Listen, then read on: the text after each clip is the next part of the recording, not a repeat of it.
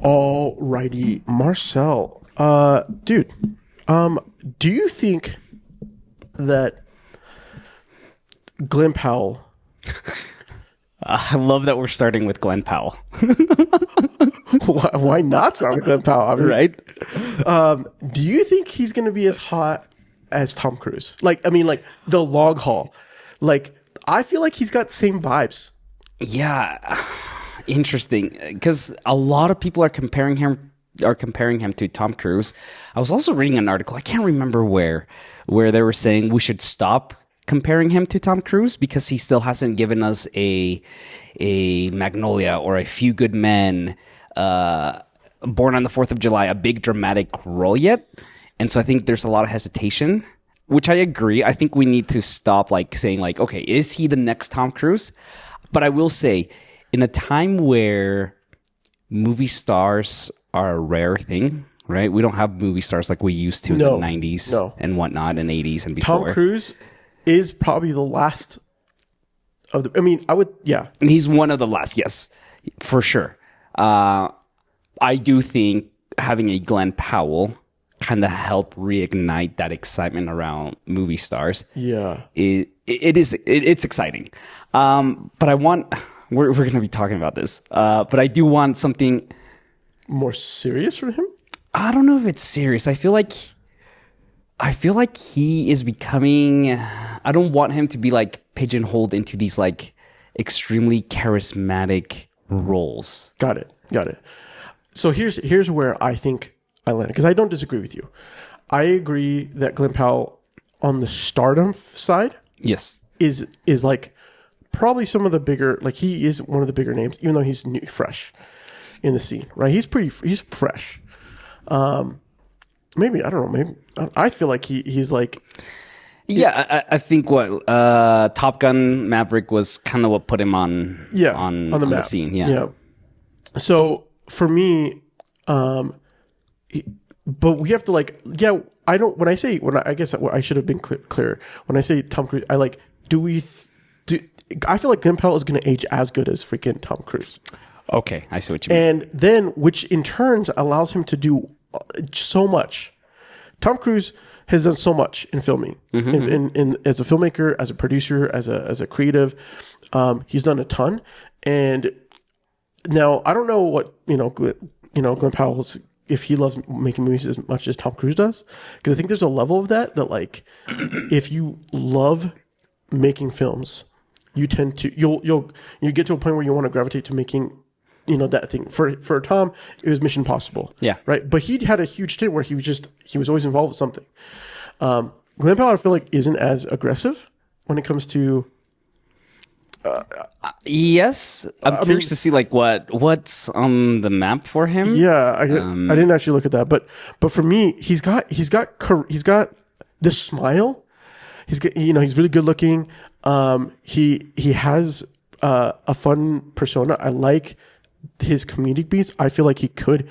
I feel like he has the chops to play more serious roles, and I think at the end of the day is that serious films aren't being made as high or as frequent as these other films that we're finding him in, because filmmaker or movie theaters are not getting the casual filmmaker or film viewer. A perfect example, we posted, if you subscribe to our newsletter, do we send that out? Yeah. I was like, yeah. I was like, I can't remember. I was like, this has been a crazy week. Freaking December is the worst. In our newsletter, I posted, I shared an article that talked about how, the casual film, the moviegoer is basically non-existent. The person that's like my mom, who is older, or even someone who might be single, oh, you know what, I have some time. I'm not doing anything today or whatever. I'm going to go see what's in theaters. It's literally it's more of an event, not an event. I don't know if it's an event. It's a scheduled thing that you have to do. And you're waiting for that one movie that you've been wanting to see. And if you don't see it in theaters, you're just like, I'll just wait in like 2 weeks and it'll come out to digital, or you get early digital access, right? They're cutting that theater experience shorter and shorter to get people because they're too worried about it not doing well, right? Which I think the more I think about that, like that article really made me think, oh, how brutal, like because I'll tend to buy films on digital when they come out, because I'm like, I didn't get to see it in theaters. I really want it. I want to see it. I'm like, they often have a little bit of a discount or like a little bit lower if you like pre-order, or like it's, sometimes there. If it's a bigger one, they're keeping it the same. But then I get instant access and I can watch it that evening, right? I mean, you can still do that with the digital physical disc. I just don't go to the stores, okay? If I'm going to the store, I'm freaking buying chicken and chicken, and freaking food. Yeah. In any case, so I guess ultimately, what are your feelings over? Do you hope we get more Glenn Powell in more roles? And if you do, what would be like your ideal next role for Glenn? So he is currently, I don't know if you knew this, Edgar Wright. We love Edgar Wright. We love Edgar Wright. He is doing The Running Man with Glenn Powell. The Running Man? Yeah, remember Arnold Schwarzenegger they did a movie back in like the 80s, The Running Man. It like takes place in the future in 2025. Yeah. Where the government like puts people in like in these games and whatnot, right? And so Edgar Wright's making an adaptation of the book, and it's going to be a bit more true to the book than the Arnold one was. Yeah. So he's playing in that, and I'm really hoping that he brings like a lot of he's going to bring his charisma to it, but I think it's going to bring a lot more drama, heavy aspects to it. This is a very like disturbed time in America in the book, and it requires some heavy acting chops. He has the physicality. Yeah. And I think the Arnold one leaned more into the physicality of it. But I think with Edgar Wright at the helm, I think this should be a really good movie. That sounds like a fun movie. You said something, you were like, his own charisma. I think I'm realizing his charisma is, I think, a charisma of today.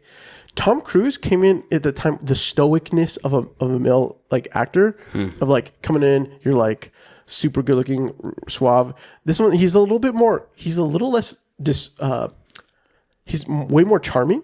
Yes. Chris Powell is way more charming than I feel like Tom Cruise has ever. Not that he ever was, because I mean Jerry Maguire, I feel like he was really charming, but it's still New York level, like this old school style of like what a man looks like, and there's a little bit more of like less edge to Chris Powell's overall performances as a figure. Yes, and I think he obviously brings more of this like, I don't know, more of like, at least in this movie for sure, brings more of this like Southern charm. Yeah, yeah. That level of charisma. I think he's from Texas. Yeah, so like he's got that Southernness to him. Yeah, for sure. Which is very different to what a Tom Cruise. He has more of this like preppy look to it, right? Yeah. Welcome back to another episode, our final episode of the season of Real Chums. We're chatting about movies feels like hanging out with friends. I'm your host, Marcel, and with me, as always, is my co-host, Danny. This week we discuss Twisters, starring Daisy Edgar-Jones, Glenn Powell, Anthony Ramos, and directed by Lee Isaac Chung. In this episode, we discuss the powerhouse that is Glenn Powell, some of our gripes with the movie, and Lee Isaac Chung's influence on this film. But before we roll that intro, make sure to subscribe wherever you get your podcast and turn on notifications so you never miss an episode. Join in on the conversation by following us on YouTube at Real Chums and by joining our newsletter. You can find the link down below. This is our final episode of the season. So with that being said, let's roll that intro.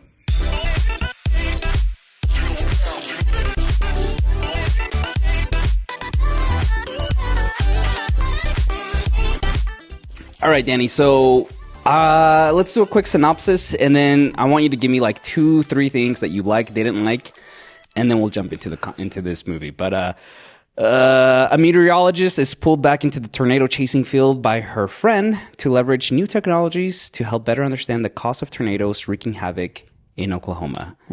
Wonderful. Okay. What's something that you liked, or give me like your hot takes that were good or bad from this movie. Hot take: I think this movie should have been legendary. It's like almost there. I have some things that are there. I truly think this is a really fantastic film, but I think that there's a slight misstep in the story that we'll talk about. Okay. I actually really other hot take. They don't make films like this anymore. Like they're not doing films like this very much anymore. Yeah. And this, I feel it. I was watching this watch. I was like, I was in Oklahoma with Gabe, and I was driving out there, and it was like, it's like freaking fields. Yeah. But watching this film, you just like this is still America. And not only that, but like it's not city, but you get these nice, expensive, beautiful landscape shots. There's an emotion that I feel like is brought through many different sequences throughout the film that I really appreciated. Yeah. That I feel like we don't have as much anymore in some other films. Other hot take, I'm glad they didn't kiss. That is a hot take. Okay. Okay, you. A hot take that I didn't like. I'm mad there wasn't a kiss. Okay. I was very upset with this. I think if anything upset me about this movie is like I wanted that like closure. That I wanted some like romance here. There's a lot, yeah. It's constantly hinted, but they don't commit. And I have some issues with the screenplay in this. We'll get to it. But so yeah, I was mad about that. I enjoyed the reversal from Twister, where our protagonist is joining now the corporate funded and sponsored team that has all the technologies versus the other one. So I like that like juxtaposition. Going to your point about these shots, I love that this was shot on film. Yeah, like I forget. I don't know the percentage of movies that are shot on film nowadays. I can't imagine it's more than like it's got to be less than half of them now. But like you see it, and I think even with my 60-inch TV, like I was like, oh, this looks great. It does. I didn't get to see this in theaters, and I'm upset. But I also didn't get to see in theaters because, we're not casual moviegoers. Anyways, I have this weird love-hate relationship with Kate, with the character. Not necessarily Daisy Edgar-Jones. I think she's great. But the character of Kate that I really like, but I also dislike a few things. Oh, and the other thing that I absolutely loved, I love that this movie did not lean into bringing in a character from Twister. Okay. As a legacy sequel that this is. Yeah. I love that the team decided we're not gonna pull a Jurassic World or Ghostbusters or whatever. Like this is its own thing. All right, guys, we're gonna take a quick break. We'll see you guys to talk about the meat and the potatoes of this movie. Thanks for listening to Real Chums. Before we jump into the full discussion of this episode, we wanted to invite you to join our email list where twice a month we share what we've been watching, our TV and movie recommendations, and commentary on the biggest headlines in the movie industry directly to your inbox. This is just the start of what we have planned for our content. And by subscribing, you're getting the best seats in the house for what's to come. So head over to realchums.com/newsletter to sign up today. Now back to the show. I want to start with the relationships. So we have Kate. We've got one of my. I really like Anthony Ramos. I'm a fan of Anthony Ramos. You are.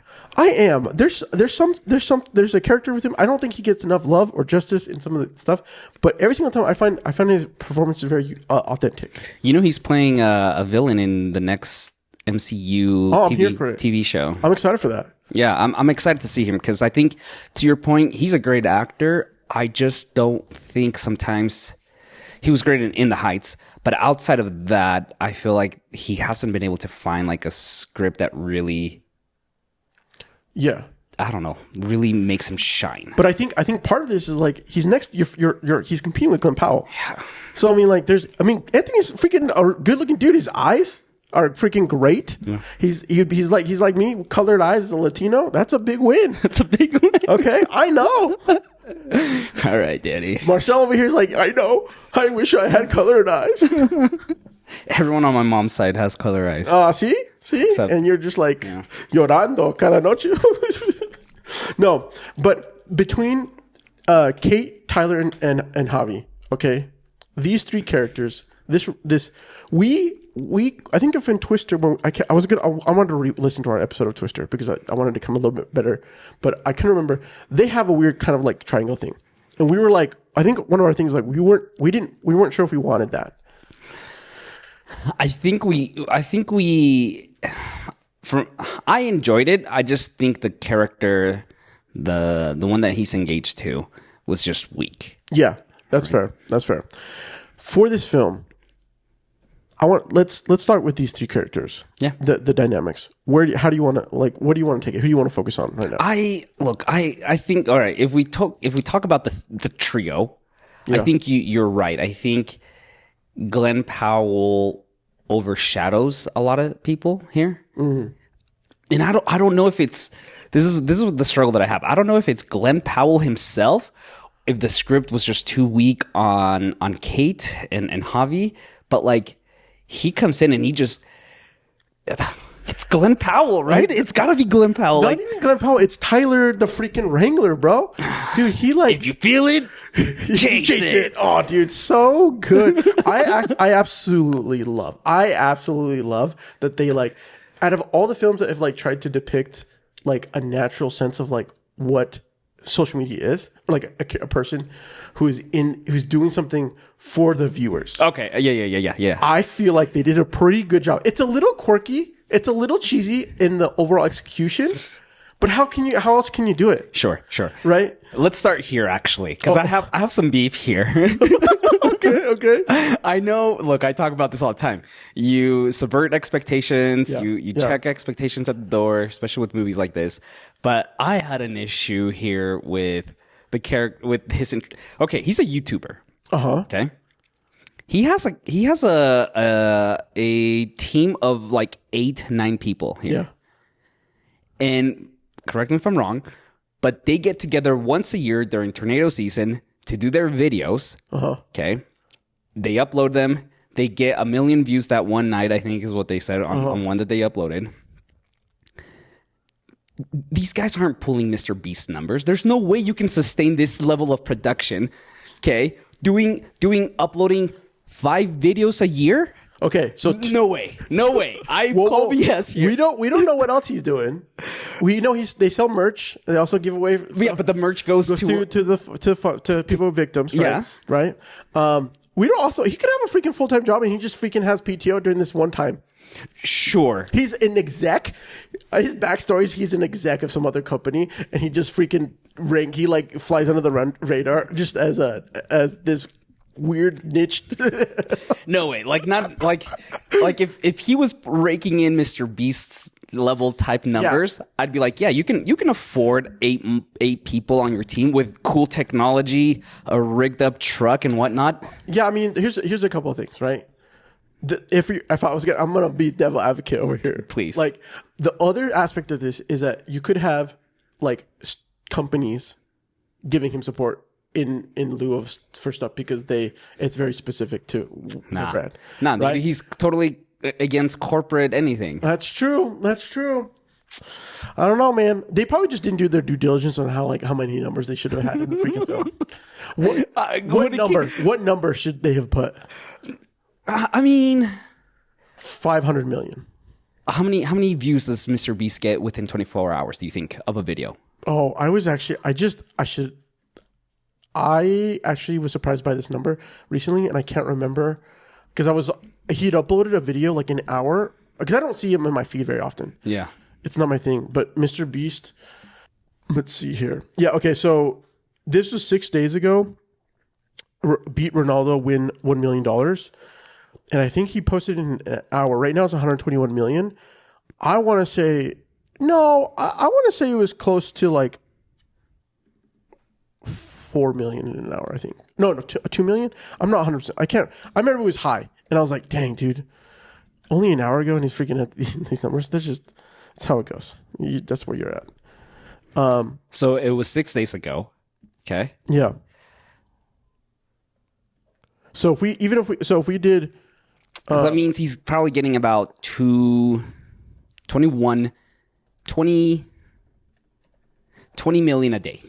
yeah, let's say that. Yeah. Yeah. So I mean, they said that they got that. They posted the video. The thing is, how often does Mr. Beast post? Like every... Yeah, but he's got he's got a way bigger crew than 8 people. Okay, sure. All right. Okay. So I think he should have done half of this within 24 hours. yeah, I mean, 10 million. here's the thing though, like when it comes to creator space, you can't just look at ad revenue numbers, right?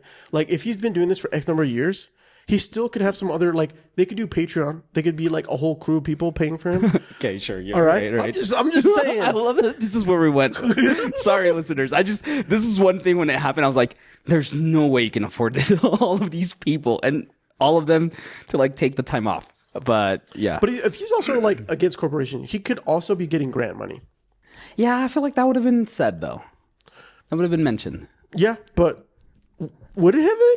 Because we don't find out some of his like what they do until later in. Yeah, but even then, like she talks about how she was doing her original experiment to get a grant for college, right? That's true. Well, I think that would have been like, oh yeah, this is how I get grants. Yeah, right. Anyway, But then I feel like then you're like, okay, bro, you're just like trying to like. I feel like it would come off too dickish if they did that. Oh well, here's one issue that I had with this movie, with his character. I love how we position Kate to be. I love the science talk in this movie. Like, yeah, they really leaned into it, and I was like, I'm here for it. 100%. I need to revisit this because like some things are going over my head because whatever. Like science talk for me is sometimes, especially like meteorology. I was just like, ugh. But I love it. You position this character who's very smart. She has this like sixth sense as well. Yeah, And you combine the two, and you have this superhero almost, this tornado whisperer, so to speak.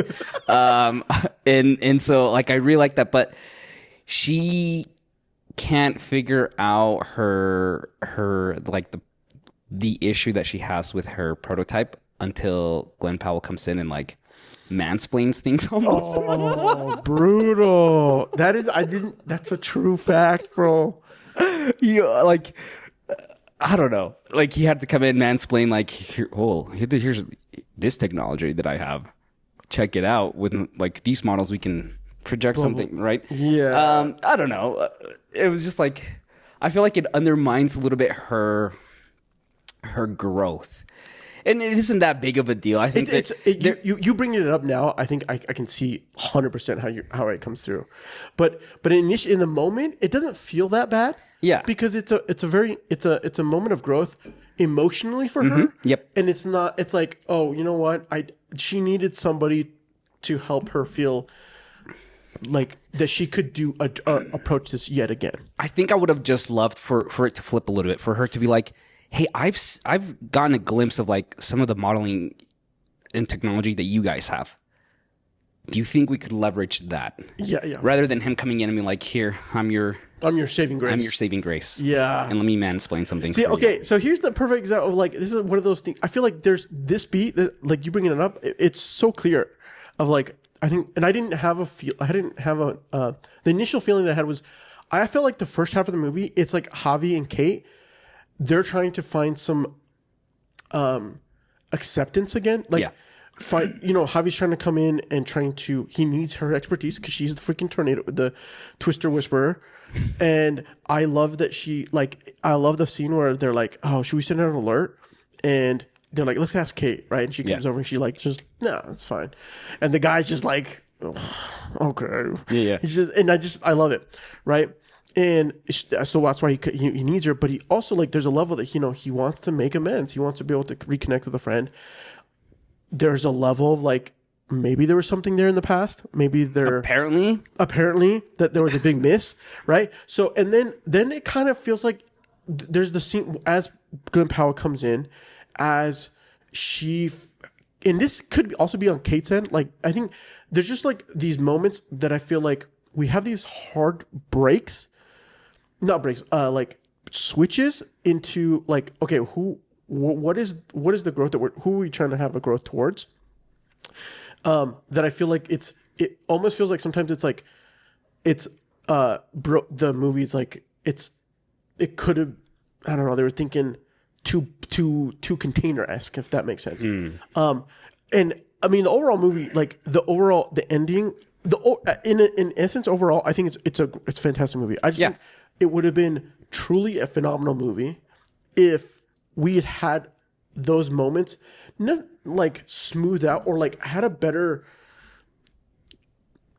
I don't know. I don't know. Again, I don't know if it's the scripting or if it's like the pacing of how they decided to edit, or if like they shot things and then because we know there was a kiss filmed. There was a kiss film. There was even this week, the Wally Fisher, the composer for this movie, said he scored a musical sequence for a kiss.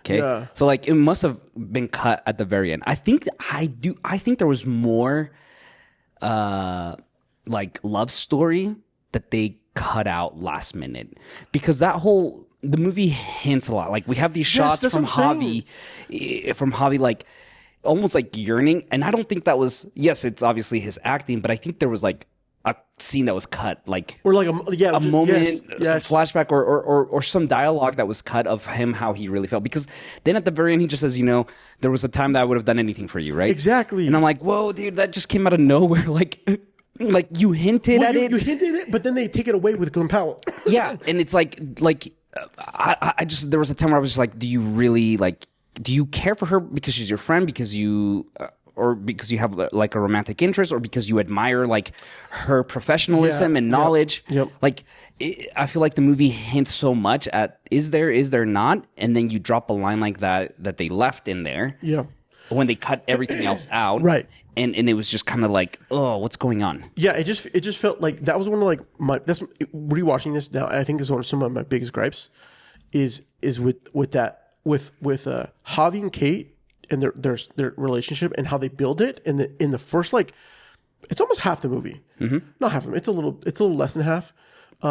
It feels like a big portion of it, and then as Glenn Powell comes in for that middle act into that third act, like. That really overshadows or like takes over any sort of feeling that we get in the first half, because it's such a strong performance with Glenn Powell and with Kate. Even though Kate isn't as strong as I think I would like her to be. Yeah, I think that's where I think I've landed on my. And again, like I think this is a script issue. I think Daisy Edgar-Jones is great. Did you ever see I've only seen her in Where the Crawdads Sing, previously to this, and I thought she was awesome in that. Yeah, I had a great time. But especially if we compare, and I hate to compare, but it is a continuation, so to speak. It's a sequel legacy. But like, we look at Helen Hunt from Twister. Yeah, and she dominates the scene, like screen time. Anytime she's on scene, the personality of that character really comes on. Like, she knows who she is. She owns what's happened to her, and she has the struggle, the trauma that she's trying to figure out as well. But like, her presence is just very different, and the characterization of that individual is very different here. And that's why I'm like, is it Daisy, or is this an issue with the script? Like, did we write this character to be a bit toned down? Or is it just Glenn Powell coming in and like overshadowing a lot? So here, when I watched it initially, I thought I felt her performance was like right on the money. Mm-hmm. As I come in, as I've ruminated, as I come through this watch, and I think about I agree with the fact that, like, the original Twisters with Helen Hunt coming in, her strong character. But my base thing is like, this was just a clean movie in the sense of like, it's a great from beginning to end. They do a great job, like, with the story arcs overall. Phenomenal. Yeah, I do think that it's an overall phenomenal arc. Some of the the character kind of arcs have a little bit of struggles, but the overall film arc is like really fantastic. My biggest thing is like I do agree that if we had a stronger Kate, I think it would have been would have been a really, again, just a fantastic overall film for Daisy Jones. Yeah. But I also am like, could this also be like, she's not quite there in her confidence yet. She's a talented meteorologist, or is that what they're called? Meteorologist, yeah. She's a talented meteorologist scientist, and she can have she had a big fault. Like, she had a big event happen, lost lots of people that she loved, and she cared about, and then goes into the corporate space of meteorology, right? And is being pulled back, trying to overcome this thing. Yeah, I can see why she might be a little bit more reserved. And man, I would love to. I'm not saying I wanted another Twisters or another movie, but if they brought her in, a couple of years when we kind of forget about Twisters and we're like, oh, this was great, and they're like, oh, we're doing another, and it's just like her more mature, whatever. That might be cool, and she's like more confident in there. But I don't know. I'm just spitballing here. Do you want a sequel to this? No, I don't. Do you think there will be a sequel to this? I think there will be. I think this is where I'm like, as we've been talking, I'm like, I think they're planning for a sequel. I think, look, they hinted very, very consciously and strategically, in my opinion. They hinted at a sequel with when they're in New York, and the little girl's like, oh, is a tornado gonna hit us here? And the meteorologist is like, no, it's very rare. We had one back in like 2005 or something like that. Yeah. But then she says, however, we're noticing an increase of tornadoes more and more. Yeah. And they're leaning more east. Yeah. I think they're gonna do a sequel with Twisters in New York. I mean, it's gonna be like bonkers. Yes. And super far fetched. But like, I think that's what I think you bring a country boy like Glenn Powell into the city, who's wild and it will do something crazy, right? Like freaking put drill in his truck so he can be in the middle of a tornado. What the pit? Yeah, we're gonna get to that in a second. So I didn't think, I was like, I was so happy with it. When I watched it, initial take, I was really pleased with the overall film. Yeah. I was like happy with what they did. This watch, I'm like, they're gonna do a sequel, and I think with that, I that's why I'm like okay with her not being as strong as she is, or like as strong as we maybe want as like from the female character, especially coming from Twister, because I can see that they may want to have a second one. Yeah. Okay. Okay, I want to talk about. Can we just talk trucks? Let's talk trucks, bro. Let's talk trucks. Talk trucks and tornadoes and like this is. It's not as great. To some, like, okay, is it okay? Where do you think it stands to the original Twister when it comes to like the vehicle / the chasing of stuff? Here's something. I felt something that Twister, the first one, did really good, and very efficiently was you introduce these these supporting characters, the whole team, the whole crew on both sides. And the vehicles are almost an extension of their personalities. Yes. Right? And that's something, kudos to the production design team. Like, you took time to build these vehicles, these trucks, and add character that expanded these individuals' personalities. Yeah. Here you have the red truck, and I can't remember any of the other vehicles. Yeah, they're like Dodge. I don't know if they're Dodge or Ford, but they're like the truck is a Dodge. Yeah, the truck is, but like they're like Durangos. They're not quite truck. The white like corporate vehicles or whatever. Yeah. Like they're just like he's corporate because he's like got funding and he's trying to go from there, and they're trying to be scientists. But at the end of the day, they don't. I 100% agree. They're not quite fully part of who they are. And even like the other, like the rest of the crew for Tyler, right? Like I genuinely cannot remember what they all drive. Of course, I remember Philip Seymour Hoffman's like Barnstormer. See, I even remember the name Barnstormer. like that was an extension of their characters and their personalities. And so I think that was an issue that I had. that's also like the script didn't do enough to make me care about the rest of the crew. Yeah, and I think it's such a hard thing because it's like, well, if you have too much of the crew, can you have anything else? Can you have more of some of the other stuff? Right. Yeah, but you look at Twister, and in Twister, what it did, it gave us when Bill Paxton's character comes back in and he kept saying, I'm not back. Yeah, right? yeah. And everyone's like, yeah, you hey, right? They gave us time to engage with these characters a little bit. Fair. Right? And then something very smart that movie also did, we had that lunch scene when we go back to Helen Hunt's aunt's house, right? Yep. And everyone, we see their interaction. We see how they get along with here. This movie didn't give us that. It's true. We get a small glimpse of what it could have been. Yes. In like, in the scene of like the them feeding or giving out food, as well as like them coming back together to pull things to get, to make things happen for the not the final chase, but second final and final. Yes. Anyways. Yeah. But you're right. And they could have. I think the truck that Tyler has is crazy. They're not nearly hammed enough.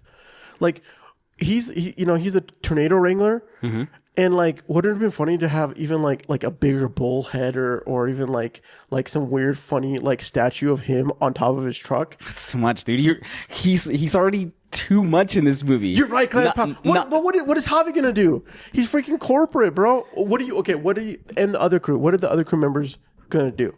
What would you have liked to see? I don't know. That's the thing, because like right? I feel like I didn't get enough of these characters to be like, yeah, you know what would work well for you. I just don't know. You know what I think it could have been? They could have had a media van. A media van? So they're YouTube, correct? All right. So they had like, he's got a whole crew. Like he's got the crew that is like the main chasing crew, but then he's got like the tech peeps. Because they only have the one tech guy, or no, the one tech girl, who kind of gets she does the drone footage. Oh yes. And some of that. But like they could have had like she could have her van that's got like her edit bay inside the van, kind of like a repurposed news vehicle van that has been optimized for like doing all the stuff that they're doing. Anyways, I don't know. Definitely could have been way better. I think it could have done more. Yeah, it could have been more. But because like even if you look back at Twister, I think sometimes I'm guilty of this. Sometimes I'm like, oh, Philip Seymour Hoffman is so good in that, and like he is barely in it. Yeah, but the little that he's in, he delivers. They gave him the right dialogue, the right stuff, and the rest of the crew to really hit and resonate. You're right, because the guy Tyler's hype man, it just feels like one of those like he's like yeah. Yeah, he was a little too.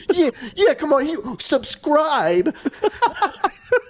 He was. I feel like he was trying too hard at different times. Like you know, they're talking about like if you're in a cartoon or like an animated show, there's like big mob boss and he's got like the little like skinny henchman kind of guy. He's just like repeating everything the boss says. That's exactly what that's true. Yeah.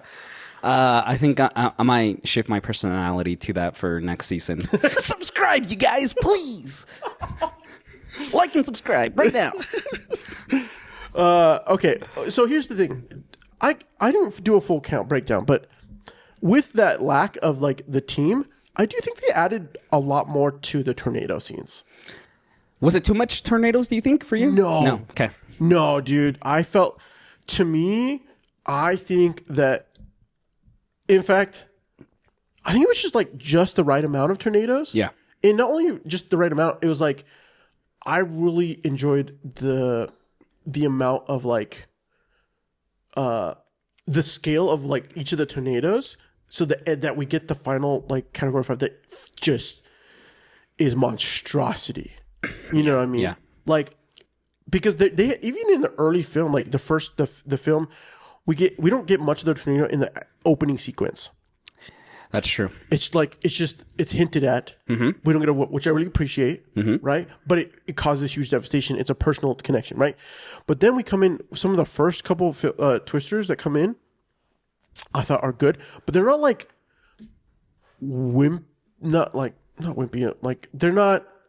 There is, I will say, they feel like these are more mature storm chasers, whereas like in Twister, the original Twister, some of the early ones, they're still kind of like, oh crap, it's a little bit more worrisome. Yeah. And I think that's what, like, it favors Glenn Powell's character so much in the fact that he's just like driving in and he's got this setup and this rig, and like, I think one of my favorite lines is when he's got the British guy, he's like,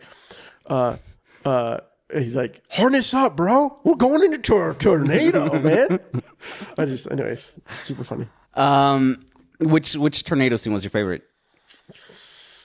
I mean, I think the end one, dude. Oh, okay. Yeah. It's I don't know, maybe the overall experience of the tornado, or the yeah, I don't know, because the pool scene, the pool tornado, the hotel tornado that comes in, that like is surprising. I feel like it has really good beats, not only with the tornado like entering in, but also with like the story. I don't know. I don't know. I haven't fully decided. I just love that night tornado, the pool one, right? It does. There's something that's they did a really good job.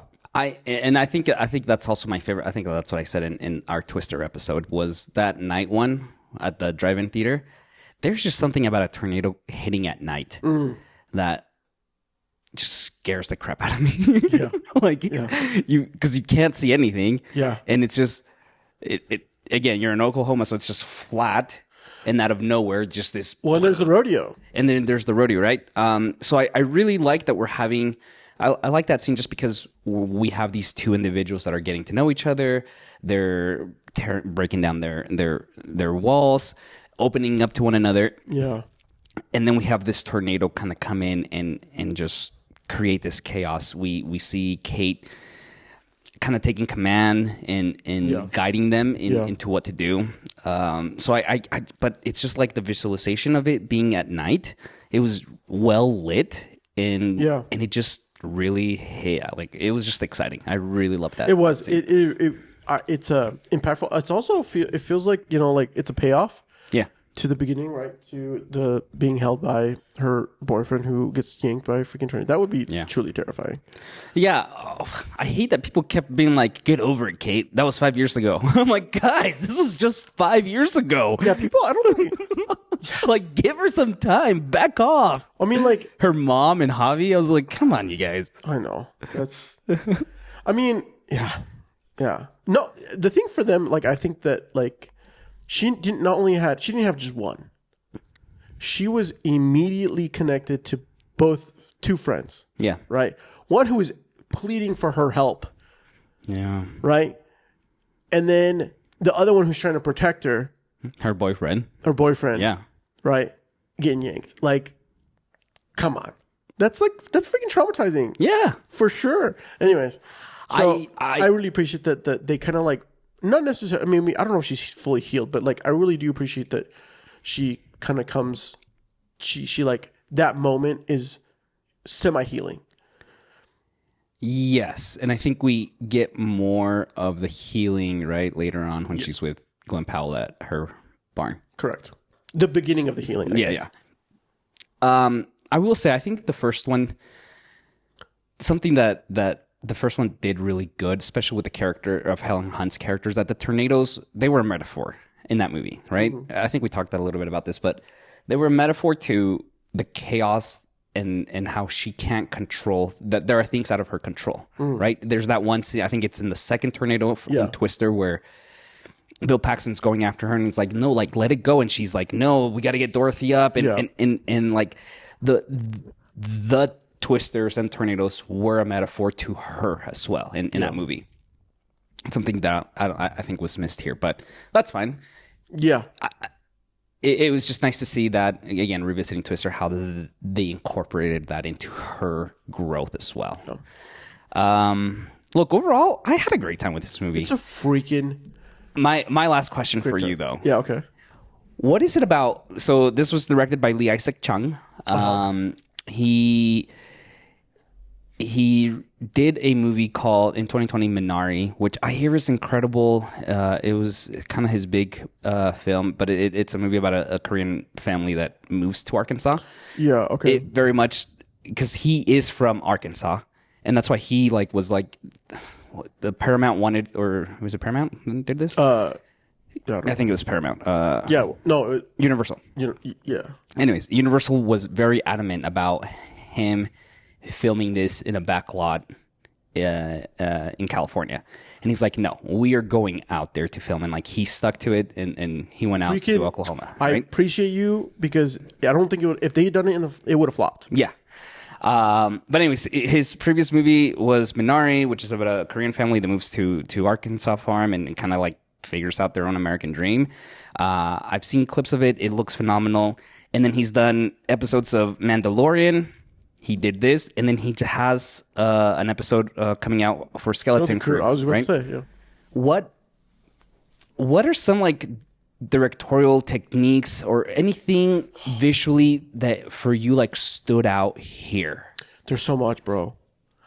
I think he did. I really enjoyed a lot of his shot choices, the coverage that he got in several scenes of, I think that you bring this up. Actually, I think that although we don't get full connection to the crew for Tyler, the coverage that is brought to us of the teams, I find are very telling. Right, when we get of how they're connected, right, and that to me, that's a feeling that when I think about the feelings overall of the team, I find myself being drawn to Tyler's crew, because they're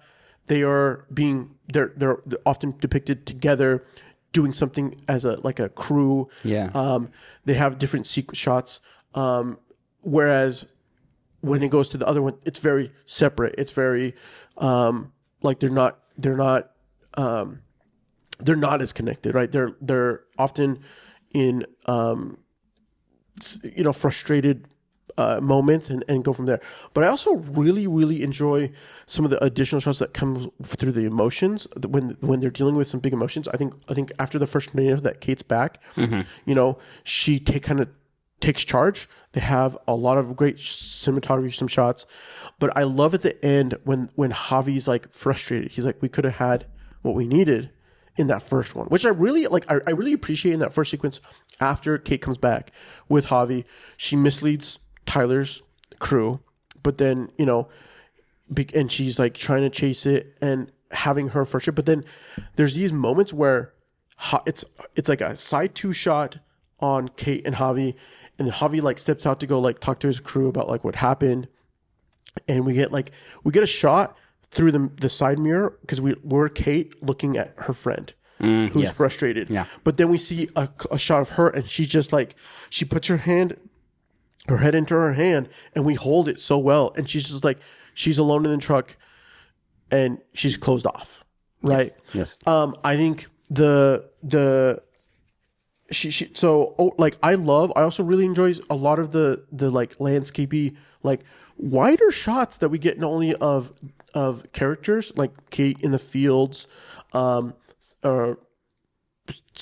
well, but of them traveling through Oklahoma, as we get some really beautiful, nice overall shots of the trucks traveling. It's not as fun or intimate as some of the chase in the sequences that we get in the first Twister, but I think that Chung does a really fantastic job at complementing the overall story with his cinematography, him and the cinematographer directing them of what they're looking for, so that in the overall performances, that when you leave the film, despite all the little quirks that we've discussed, you leave the film super happy, super excited, and either happy or slightly frustrated because they didn't have a romantic kiss, right?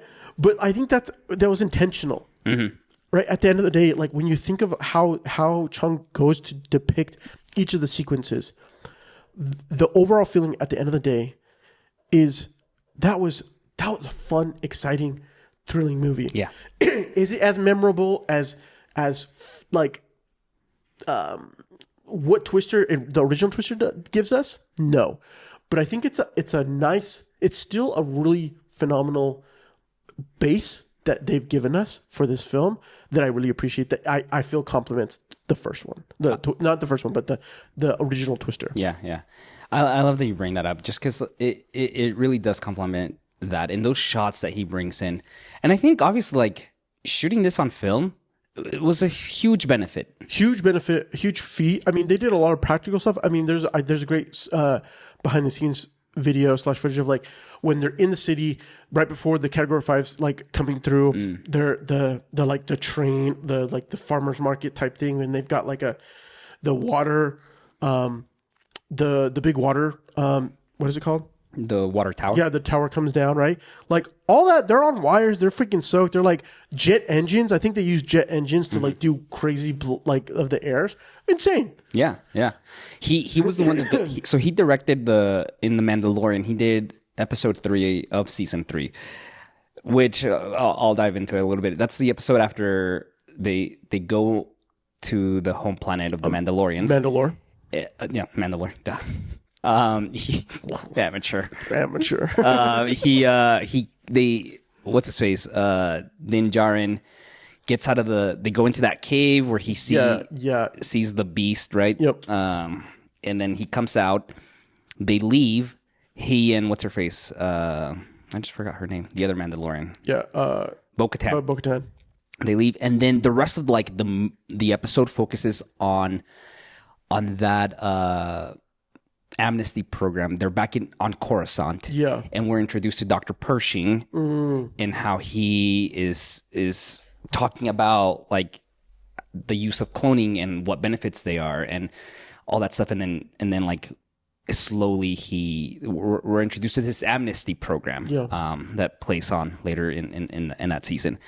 And I remember saying that was like my favorite episode of season 3. Yeah. Because it's very like character driven, and it gives us a look into these characters, Dr. Pershing and what's her face? She was in Mandalorian and in Twisters. What is her name?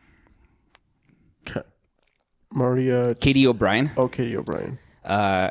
She's one of the imperialists. That's right. And she's the one that like tricks him into it all. But like that episode is very like character driven. It has some action sequences. Yeah. But it's very much about like the struggle between this character. And I think he's able to he does really great shots, close-ups, and like getting his characters to like emote these emotions. He does it really well there. He did it great in The Mandalorian. And I'm excited to see more of him. He's doing the episode 7 for Skeleton Crew. Oh, so it's closer to the end. Oh, very cool. And I'm excited to see like what happens there with these characters. No, this whole crew for Twisters putting this together, I really like it. It was fun. I truly like, despite the little gripes. Yeah. I come out of this film and I just think, man, I want another one. But then I don't want another one. But I don't want to, yeah. Because it's so good. Like, it's nice. But like, that was such a great experience. I'd be okay with another one. You know? But I'm like, if we never got another one, I'd be fully satisfied. Because I got these two wonderful films that, you know, both have their own characteristics, their own feel. I truly appreciate this is one other thing. The journalist. Ben, right? Ben. Yeah. Dude, freaking great time.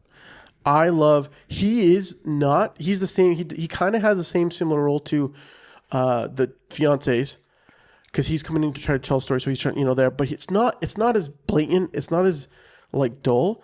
I love that he's British. Yeah. Like I truly love that. It's like this British person's coming over to middle of America to get a sense of like the thing that is American is Twisters, right? Yeah. But then he finds the story of like Kate and like the overall of like, as that last arc grows, it's so good. I just truly appreciate the overall, like some of the montagey stuff that happens towards the end, the things that happen, like their sequences, they're getting ready, like, they're like pumped for like, okay, we're gonna make this happen. This is gonna work. And then the struggles. It's just this movie's great, dude. It's really fun. I had a great time with it. I'm bummed that I didn't see it in theaters. I'm truly so bummed. Like, because it was a great time. Like, I have some issues with it, but like it was fun, and I think that's what I want out of my blockbusters. My last shout out here goes to you're gonna say something? No, go. My last shout out here goes to Joseph Kosinski. He wrote the story for this. Joseph Kosinski, we talked about him. He directed and wrote Oblivion. Yes. He directed Tron Legacy. Is that the last one? Yeah. They did? Yeah. Top Gun Maverick. Yep. Okay. I love Joseph Kosinski, and I think he came up with this story. What's his face? Wrote the script. Mark Smith, who did The Revenant and others. But like this was a fun story. And like it's a fun story. Like I had no idea Joseph Kosinski wrote or came up with this story until like the credits roll at the end. I'm like, oh, this guy. He's a great storyteller. I love Joseph. Like Oblivion's one of my favorites. We did it. We did it. Check it out. Tron is awesome. He's doing his next movie is the F1 movie with Brad Pitt and Javier Bardem. Like, let's go. Like he is just incredible, and hopefully we get another Top Gun. So. I mean, they said, didn't they come out something recent said that they're gonna do it? Yeah, like it's been like strongly like, yeah, we're gonna get to it, but there's like no info schedule of when they're going to film it. Dude, oh, dude, I don't know. This movie is so good. You know what I'm really excited for? I'm excited to do our 10-year review of this. This I will probably watch this in the summer, springtime. Hands down, on a regular basis. Yeah, like this is for sure. This is a good time. I think it's just yeah. It also was made with a budget of like 115 million. Again, guys, like give 155 million. Like that's great. So and on film. That's a big deal. That's like really great. It's just this is one of the things like. Get a good script. I mean, look, there's some. Give me more love though next time. I do agree, but I'm satisfied that I truly am satisfied they didn't kiss because I think if they do set it up for a second one, I want like an epic one and then someone gets ripped away. Mm-hmm. Yeah. Give it to me and take it away. Yeah. Make me hurt. Danny needs some drama in his life right now. No, don't put that juju on me, bro. Just phenomenal. Okay, phenomenal. Sorry, Howie, we didn't talk more about you, but do you feel like his? No, it's fine. It's fine. Look, guys, thank you so much for listening to us chit chat. As you guys might probably, we didn't tell you nearly as effectively as we've done in the first season, but this is our last episode of the season. Yes. We truly appreciate you guys hopping in on season 2. This is season 2, which is wild. Yeah, it is wild. Most people don't even make it past episode 10. Yeah. We're I think this is episode 91 for us. Yeah. 91? We should do something big for episode 100. We'll plan something. I think I want to try to figure out if we can do something at a theater. I was thinking maybe we could do it at the Sarah, because I got to get in at Orem City. Okay. So maybe we could do a podcast recording at the Sarah. A live podcast recording? Yeah. Just us. And if someone shows up, they're just like, oh, what's happening? We're like, we're filming a podcast. And then we get, just whatever. But it'd be sick to film in a theater. Yeah, okay. You're like, whatever, dude. This sounds dumb. Look at his face. Just kidding. No, I'm thinking. No, we could do something way cool. We should do something cool though. We should do a giveaway. We should do a giveaway. We should do a movie about the number 100. Oh, or something about 100. We should. Yeah, interesting. We'll think of something. We'll think of something. Anyways, but it's been this. We've had a lot happen this season, in our own lives. But the fact that we made it through has been awesome.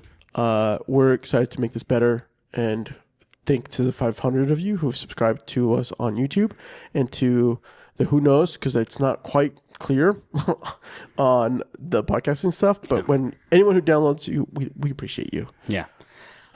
We have a lot coming up, so make sure you're following, subscribing.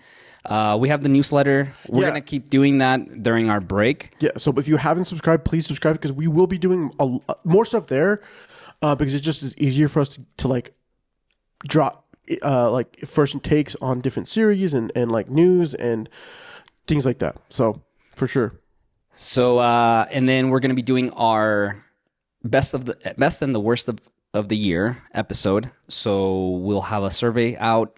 We'll share it on the newsletter. We'll share it on social. We'll probably do ads, so if you see it, please fill it out. I might do some ads, yeah. And if you have any suggestions on what we should do for our 100th episode, let us know. Yeah.